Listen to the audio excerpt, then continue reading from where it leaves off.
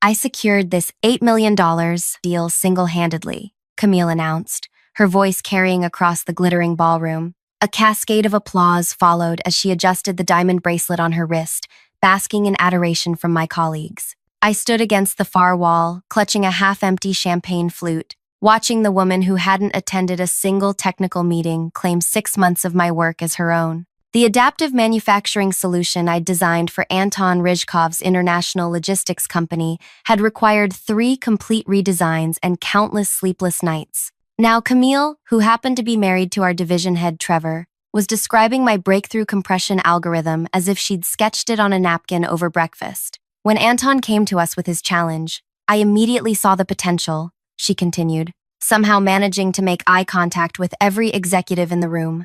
Sometimes you just know when an opportunity is meant for you. My chest tightened as Trevor beamed at his wife with unmistakable pride. 6 months ago, he'd paired us together on this project with the explanation that I would handle the technical side while she managed client relations. What he hadn't mentioned was that she'd claim every innovation as her own.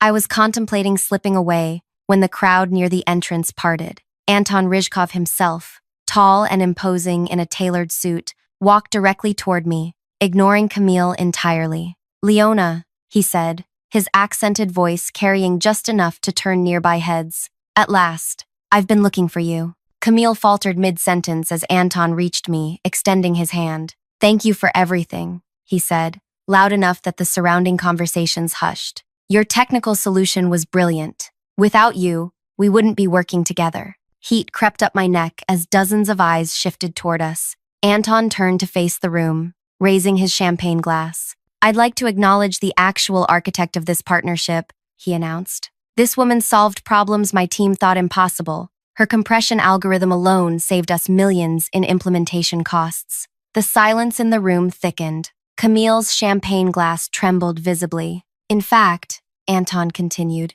"we've been so impressed that we're expanding our initial order by an additional 12 million, contingent on her continued involvement." Conversations halted completely. Trevor's smile had frozen into something rigid and unnatural. Camille's face drained of color before flushing an angry red. She set down her glass with a sharp clink and rushed toward the exit, nearly colliding with a waiter. The room erupted in murmurs. Anton squeezed my shoulder gently. "We should talk soon," he murmured, privately. "Before I continue this story, if you're enjoying it so far, please hit that like button and subscribe. Your support means everything, and trust me, you'll want to hear what happens next." The revenge I took wasn't what anyone expected, least of all Camille. My name is Leona Wright. I'm 37, with 15 years of specialized equipment design experience that companies like ours desperately need but rarely appreciate. I'm not naturally confrontational. My strength has always been solving problems that others can't see. Growing up with 4 older brothers taught me to fight differently,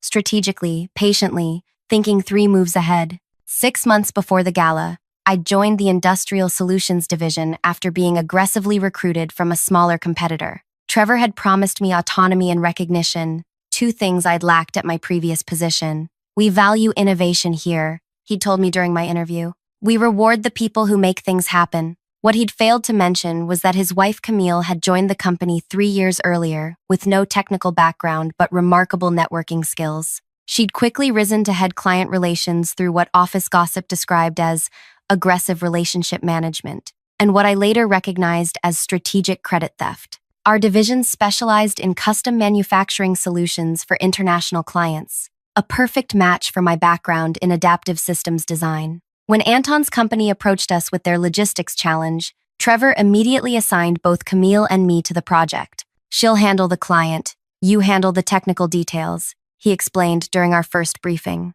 Anton's company is our ticket to expanding into Eastern European markets. From the beginning, something felt wrong. Camille insisted on being copied on all communications. She scheduled client calls during her advantageous time slots, often when I was deep in design work. During our first video conference with Anton's team, she introduced me as technical support, rather than lead engineer. The project itself was fascinating.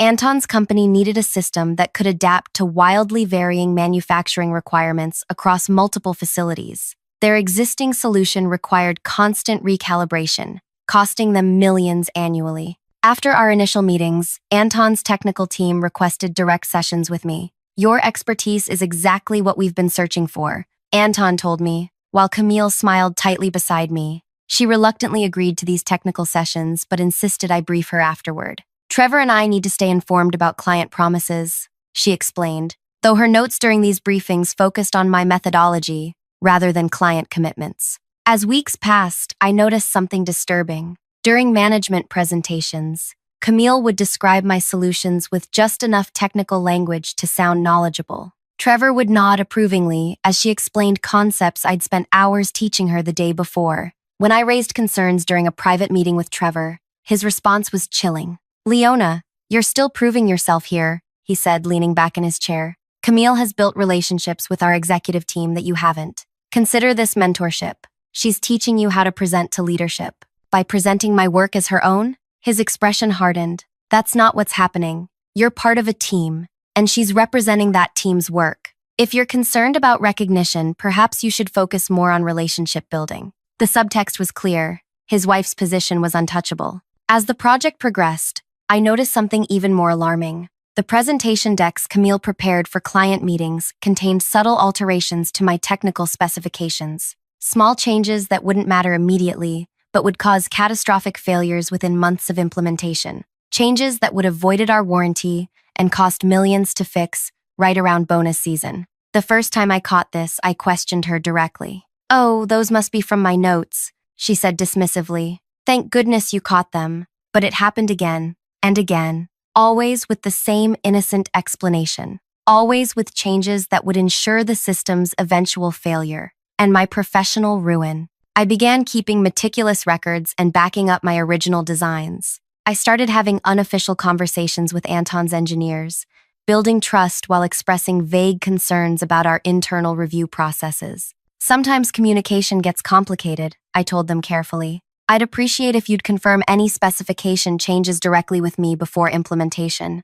2 weeks before the company gala, the most unexpected thing happened. Anton's procurement director called me directly. "We're ready to sign," he said, "but we have conditions. We want you as our exclusive point of contact, with quarterly reviews that you personally conduct." "Camille typically handles client relations," I replied cautiously. "We're aware," he said. "This is non-negotiable. Our technical team insists." That evening, Camille called me, her voice honey-sweet. "Anton's team just reached out with final terms," she said. "They're ready to sign. Trevor and I will handle the contract details. You've done wonderful technical work, Leona. We'll make sure you get proper credit internally." I thanked her and asked about the contract specifics. "Don't worry about those details," she laughed. "That's why we have a legal team. Just focus on your technical documentation for the handover." What Camille didn't know was that I'd already spoken with our legal counsel about adding a specific clause to the contract. A clause that would become very important very soon.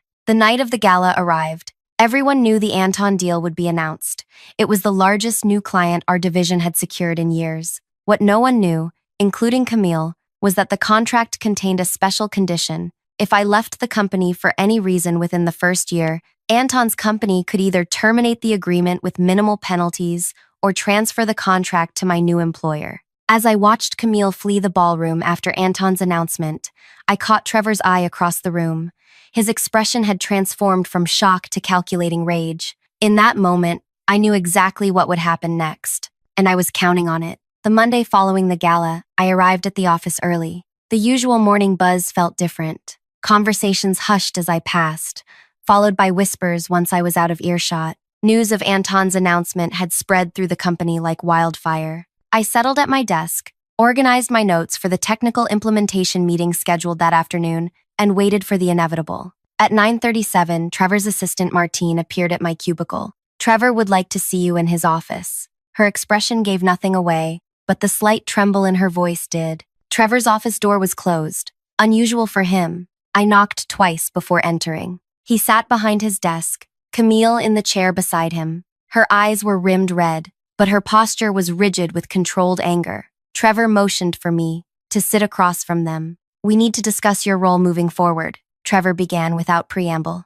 "Friday night's situation has created complications." I kept my expression neutral. "Which situation are you referring to?" Camille's nostrils flared. "Don't play innocent, Leona. You obviously manipulated Anton behind my back. Manipulated? I maintained my composure. I simply did the technical work as assigned. You crossed boundaries, Trevor interjected. Client relationships are Camille's domain. Whatever you did to convince Anton to make that spectacle, I designed a solution that worked, I interrupted. That's my job. Trevor leaned forward, his voice lowering. Your job is what I say it is. And effective immediately, you're being reassigned to our domestic accounts division. There it was, exactly as I'd anticipated. I'd be removed from the Anton project, buried in smaller accounts, and eventually pushed out entirely. May I ask why? I kept my tone respectfully curious. Team dynamics, Trevor replied smoothly. This project requires seamless communication between technical and client-facing roles. Friday demonstrated that the current arrangement isn't working. Who'll handle the technical implementation for Anton's company? The compression algorithm requires ongoing calibration during the first quarter. We'll bring in Darren from the research team, Camille said, a triumphant edge in her voice. He's been briefed on your documentation. Darren was brilliant but inexperienced, a deliberate choice. They were setting him up to fail, which would validate removing me from the project while providing a scapegoat when problems inevitably arose. I understand, I said quietly. When should I brief Darren? Trevor seemed surprised by my easy acceptance. This afternoon, he'll attend the implementation call with Anton's team. You'll observe only, to ensure a smooth transition. I nodded, stood up, and headed toward the door. And Leona? Camille called after me. In the future, remember that teamwork means supporting your colleagues, not undermining them. The implementation call was scheduled for 2 p.m. At 1:47, my phone rang with an unknown number. Leona Wright speaking. Miss Wright, this is Helena Kovac, General Counsel for Anton Rizhkov's company. Her voice was crisp and precise. Mr. Rizhkov asked me to speak with you directly before your meeting today. My heartbeat quickened. Of course. We've been informed of your reassignment from our account, she continued. This creates a problem with our agreement. I understand your concern. I replied carefully, aware that Trevor might be monitoring my calls. Perhaps we should discuss this during the implementation meeting. That won't be necessary, Helena stated. As per Section 28.3 of our contract, your direct involvement was a conditional term of our agreement. Your company has been notified that we're exercising our option to terminate the contract with the minimal cancellation fee, effective immediately. A wave of satisfaction washed over me, though I kept my voice appropriately concerned. I wasn't aware of that clause. It was inserted by your legal team during final negotiations, Helena said. We actually found it quite forward-thinking. Mr. Rizhkov has asked me to inform you that he would welcome direct communication should your professional situation change. The message couldn't have been clearer. Thank you for letting me know, I replied. I hung up just as Darren approached my desk, looking nervous in his pressed shirt and new tie. Ready for the call? He asked. Before I could answer, Trevor burst out of his office, phone in hand, face contorted with rage. Behind him, Camille stood in the doorway, her expression shifting from confusion to horror. What did you do? Trevor demanded, storming toward me. Heads popped up from cubicles throughout the office. I'm not sure what you mean, I replied evenly. Anton's company just pulled out of the deal, he hissed, lowering his voice as he became aware of the audience. They cited your reassignment as the reason. I maintained a look of surprised concern. That's terrible news. Was there something in the contract about team continuity? Trevor's eyes narrowed dangerously. My office. Now. For the next hour, Trevor alternated between accusing me of sabotage and trying to convince me to call Anton personally to salvage the deal. Camille remained eerily silent, watching me with calculating eyes. I can try reaching out, I offered eventually. But Anton was very specific about wanting me to lead the implementation. Then you'll continue as technical lead, Trevor conceded through gritted teeth. Under what conditions? I asked quietly. Trevor glanced at Camille, whose expression had hardened. The same as before, you'll handle technical details. Camille will manage the client relationship. I shook my head slowly. That arrangement didn't work, Trevor. Anton specifically requested me as primary contact. If you want this deal, those are his terms. You're overstepping, Camille snapped. I'm stating facts, I countered.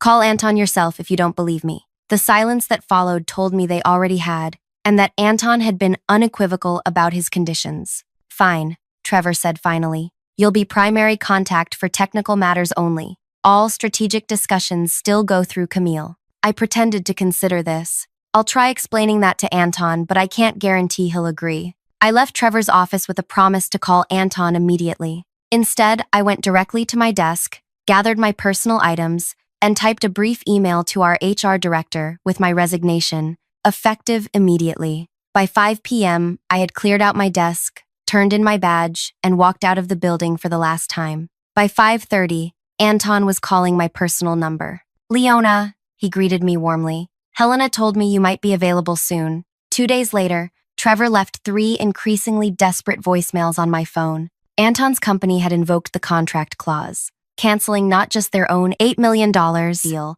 but putting 3 other pending contracts worth $30 million in jeopardy. I didn't return the calls. Instead, I spent the next 8 weeks securing funding, establishing my own technical solutions firm, and carefully recruiting key talent, including Darren, whose reputation had been damaged by association with the failed Anton deal. What Trevor and Camille didn't know, couldn't have known, was that my plan had been in motion from the moment I caught Camille altering my technical specifications. I hadn't just been building a solution for Anton's company. I'd been building an escape route for myself and protection against exactly the kind of sabotage Camille specialized in. The contract clause hadn't been added by our legal team as Helena had claimed. I had personally requested it during a private conversation with Anton after showing him evidence of how the altered specifications would have caused catastrophic failures. "This isn't the first time," I had told him carefully, "but I want it to be the last." Anton, who had built his business on recognizing both technical excellence and corporate treachery,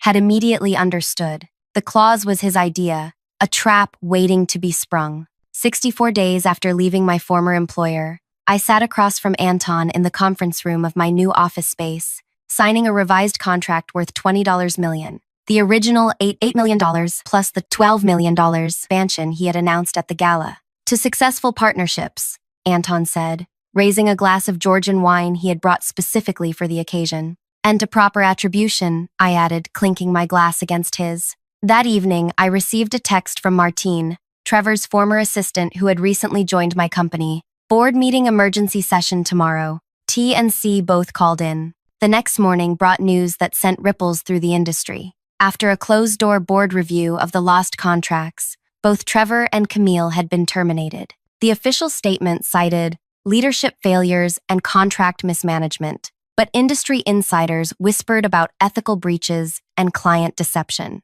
I didn't need to expose their schemes publicly or collect incriminating evidence. I simply needed to create a situation where their own actions would inevitably lead to their downfall. 3 months later, I was reviewing quarterly projections when my assistant interrupted. "Someone here to see you," she said hesitantly. "Camille Harrison. No appointment." My pulse quickened, but I kept my expression neutral. "Send her in." Camille looked different, her designer clothes replaced by a more subdued outfit. Her confidence dimmed, but not extinguished. She stood awkwardly just inside my office door. "Nice place," she said, glancing around. "You've done well for yourself." "What can I help you with, Camille?" I asked, not offering her a seat. She shifted uncomfortably. "I'm looking for work. Consulting opportunities." The audacity was breathtaking. "You want to work for me? After everything?" "I have valuable client relationships," she pressed on. "I know how the industry works." "Yes," I replied softly. "That's precisely the problem."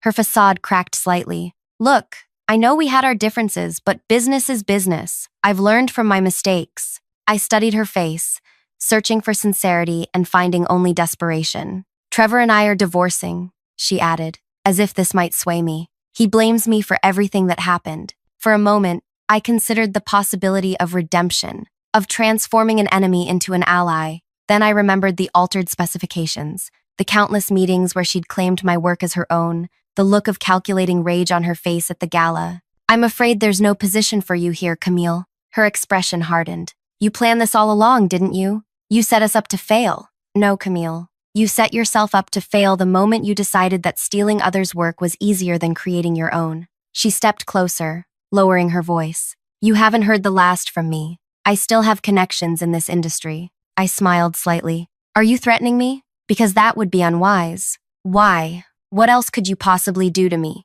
I walked to my desk and pressed a button on my phone.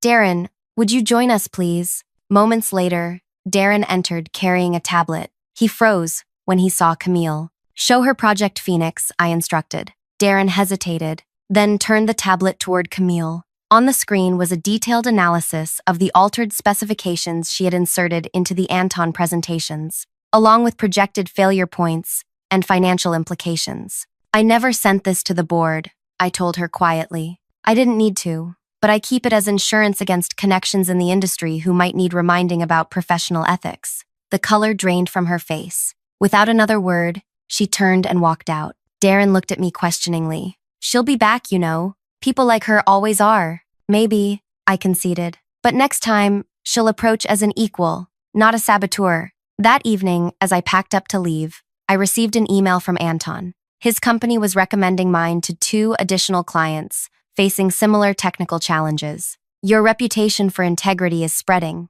he wrote, as is the cautionary tale of those who crossed you. I smiled as I shut down my computer. The best revenge wasn't destroying Camille and Trevor. It was building something they couldn't tear down, a reputation and a company founded on genuine innovation rather than stolen glory. But the truly satisfying part? Knowing that every time they heard my name or saw my growing success, they would remember exactly how they had engineered their own downfall. 6 months after launching my company, I sat in the glass-walled conference room overlooking the city skyline, watching my team present our quarterly results to the board of investors. Darren, now my lead technical architect, was explaining the proprietary compression algorithm we'd refined since the Anton project, the same algorithm Camille had once claimed as her own creation. We've achieved a 38% improvement in processing efficiency, Darren explained, his confidence having grown exponentially since joining my team. This positions us to tackle even larger manufacturing challenges.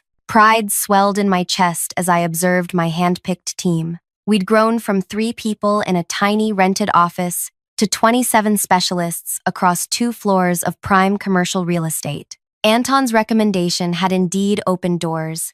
3 major international manufacturers had signed contracts with us in the past quarter alone. After the meeting, Nadine, our chief financial officer, lingered behind. The Q3 projections look even better than expected, she said, sliding a folder across the table. We're tracking toward $35 million in annual revenue if the Scandinavian deal closes next month. I flipped through the financial statements, still sometimes surprised by how quickly we'd grown. Any word about the Industry Leadership Awards? I asked. Nadine smiled. Finalists announced next week, but our sources say you're practically guaranteed for Innovator of the Year. Later that afternoon, I was reviewing technical specifications when my assistant Jordan buzzed through. Call on line 2, he said. It's Martine. Martine had declined my job offer, choosing instead to stay at my former company. Through its tumultuous transition, she'd become my occasional source of industry information, though I was careful never to ask for proprietary details. Leona, she said when I picked up, her voice tight with suppressed excitement. Thought you should know. Your former employer is being acquired. My hand stilled on the keyboard. By whom? International conglomerate, moving into the North American market. They're mainly interested in the client portfolio and technical patents. Interesting timing, I mused, thinking of our company's rapid ascent in the same market space. That's not all, Martine continued. Trevor's back. My stomach tightened. What do you mean? The acquisition team brought him on as a consultant for the transition, supposedly for his institutional knowledge. Word is, he's angling for a leadership position in the restructured company. I thanked Martine for the information and hung up, my mind racing. Trevor's return wasn't completely surprising. People like him had a way of landing on their feet, but it complicated matters. If he secured a position with the acquiring company, he'd have resources and motivation to undermine my growing success. That evening, I received an unexpected email from an address I didn't recognize. The subject line read simply, "We should talk." We should talk. The message contained just a phone number and was signed, C. Camille. I stared at the screen, debating whether to respond. Curiosity won out. I dialed the number. I was hoping you'd call, Camille answered on the second ring, her voice lacking its usual polished edge. What do you want, Camille? Information exchange, she replied. I know Trevor's consulting for your old company's acquisition. What you don't know is he's feeding them intelligence about your operation. My grip tightened on the phone. And why would you tell me this? Because he destroyed my reputation in this industry as thoroughly as he tried to destroy yours, she answered, bitterness evident in her voice. The difference is, you survived. Thrived, actually. You both tried to destroy my career, I reminded her. Yes, she admitted after a pause. I did, and I've had plenty of time to reflect on that mistake. What exactly is Trevor telling them? That your compression algorithm is based on proprietary research conducted while you were employed there. He's suggesting they explore legal options to claim ownership of your core technology. Cold anger spread through me. That's completely false. I know, Camille said. I was there, remember? I know exactly what you developed and when, which is why I'm calling. You want to help me? I couldn't keep the skepticism from my voice. I want to help myself, she corrected. Trevor walked away with a generous severance and industry connections intact. I got nothing but a ruined reputation and divorce papers. We arranged to meet the following day at a cafe several blocks from my office. I arrived early, selecting a table with clear sightlines to all entrances, a habit I'd developed since starting my company. Camille arrived precisely on time, dressed in a simple blouse and trousers that were a far cry from her former designer wardrobe. The confident swagger was gone, replaced by watchful caution. After ordering coffee, she got straight to business. Trevor kept records of everything, she explained, including messages where he directed me to alter your technical specifications. I raised an eyebrow. You kept those? Insurance, she replied with a hint of her old sharpness. I never thought I'd need it against him, but here we are. She slid a flash drive across the table. Everything's here, emails, text messages, calendar invitations for meetings where he explicitly outlined how to undermine your work without leaving evidence. Why would he document his own unethical behavior? Trevor believes in controlling narratives,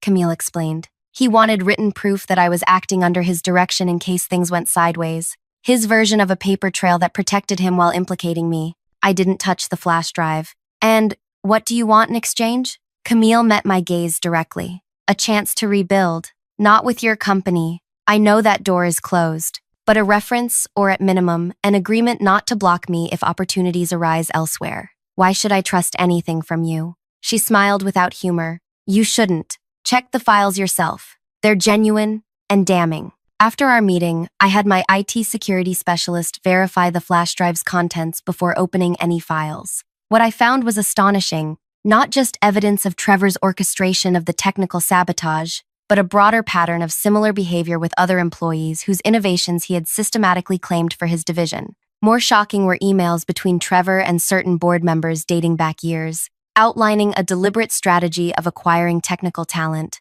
harvesting their innovations, then pushing them out before they could claim proper credit or compensation. I had been simply the latest target in a long-established pattern. 3 days later, I received a call from Helena Kovac, still general counsel for Anton's company. Miss Wright, I hope you're well, she began formally. Mr. Rizhkov suggested I reach out regarding a sensitive matter. We've been approached by representatives from the company acquiring your former employer. They've made concerning claims about the origins of your technical solutions. Let me guess, I replied. They're suggesting my compression algorithm was developed while I was their employee? Precisely, Helena confirmed. Given our substantial contracts with your firm, we needed to perform due diligence. Mr. Rizhkov remembers quite clearly when and how your algorithm was presented. I appreciate your thoroughness, I said. Would documentation of the algorithm's development timeline be helpful? Extremely. Their representatives were quite insistent, a Mr. Harrison in particular.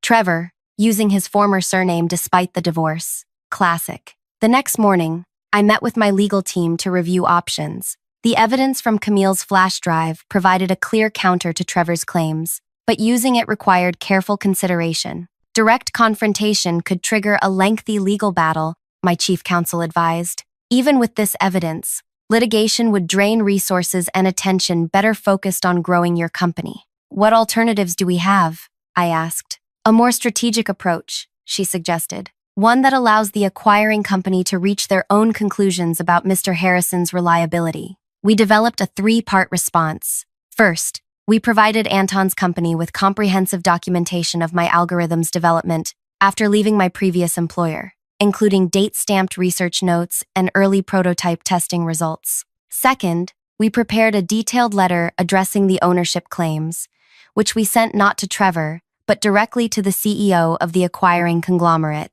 The letter professionally outlined the timeline of my departure and subsequent innovations, making no accusations but subtly highlighting inconsistencies in any claims to the contrary. Third, and most effective, We invited the acquiring company's technical evaluation team to review our current technology, demonstrating how significantly it had evolved beyond anything I could have developed at my previous position with their limited resources. A week passed with no response. Then, too, I began to wonder if our strategy had failed. Then came the industry gala, the annual celebration of innovation and achievement in manufacturing solutions. Our company had received 4 nominations, including Breakthrough Technology of the Year for our enhanced compression algorithm. I arrived with my leadership team, all of us carefully avoiding the table where representatives from the acquiring company sat. Trevor was among them, looking virtually unchanged from when I'd last seen him. Same confident posture, same calculating gaze as he surveyed the room. Our eyes met briefly across the crowded ballroom. He nodded slightly, his expression revealing nothing. The awards presentation began after dinner. When they announced Breakthrough Technology of the Year, our table erupted in cheers as our company's name was called. I walked to the stage, accepted the crystal trophy, and thanked my incredible team. As I returned to my seat, I noticed Trevor deep in conversation with the CEO of the acquiring company. Their body language suggested tension. The following morning, Martine called. "Trevor's out," she said without preamble. "The acquisition team terminated his consulting contract last night. Any idea why?" I asked, maintaining a neutral tone. Officially, conflicting perspectives on technical assessment. Unofficially, the acquiring company's technical team completed their evaluation of your technology yesterday afternoon.